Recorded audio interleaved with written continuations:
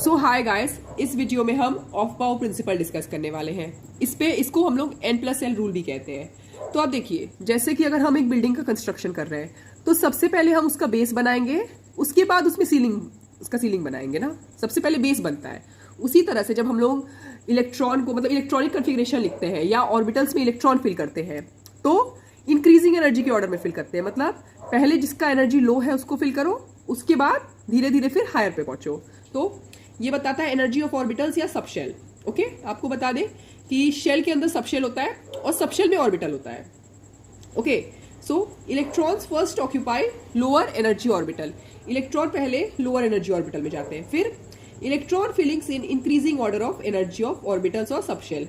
तो आपको ये पता होना चाहिए जो एनर्जी ऑफ अ सबशेल है वो डायरेक्टली प्रोपोर्शनल टू n+l है। मतलब जिसका n+l सबसे कम है आप उसको पहले फिल करेंगे। और सपोज कोई ऐसा केस आ गया जिसमें दोनों का n+l बराबर है, तब आप क्या करेंगे, जिसका n कम है उसको पहले फिल करेंगे।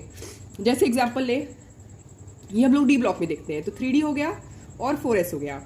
तो यार इसमें n+l क्या है, प्रिंसिपल क्वांटम नंबर इसका 3 है। ठीक है, एजिमुथल कैसे देखते हैं, देखिए 0 1 2 ऐसे होता है ना।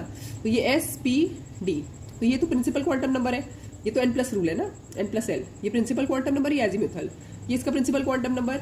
d का एजिमुथल क्वांटम नंबर क्या है, d का एजिमुथल क्वांटम नंबर 2 है। तो ये 3 + 2 5 है। ये 4 + s का एजिमुथल 0 तो 4। तो पहले 4s भरेगा, उसके बाद 3d भरेगा। ऐसे तो होता है हमारे डी ब्लॉक में। डी ब्लॉक में स्कैंडियम होता है ना, इसका एटॉमिक नंबर 21 होता है। आर्गन तक भरा, आर्गन भरने के बाद पहले 4s2 भरता है।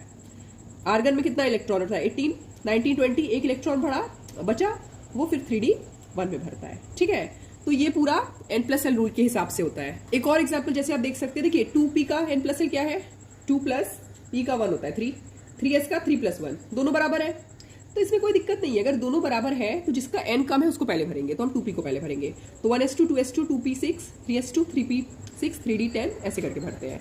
ओके, 3p6 देखिए, 3p6 यहाँ भरा तो पहले आपका 4s भरेगा। देखिए 3p6 भरने के बाद 4s भरेगा, फिर 3d भरेगा। यही मैंने इस एग्जाम्पल में डिस्कस करा ना, किसका कम है तो पहले इसको भरेंगे। इसी से हम लोग इलेक्ट्रॉनिक कन्फिग्रेशन लिखते हैं। अब एक्सेप्शन क्या है, देखिए केमिस्ट्री पढ़ रहे हैं और एक्सेप्शन ना हो, ऐसा तो हो ही नहीं सकता, पॉसिबल नहीं है। एक्सेप्शन ये है ना कि हाइड्रोजन एटम हो गया, देखिए हाइड्रोजन एटम हो गया, हीलियम प्लस होगा, Li3+ होगा, ये सब क्या है, ये हाइड्रोजन लाइक स्पीशीज हो गया ना।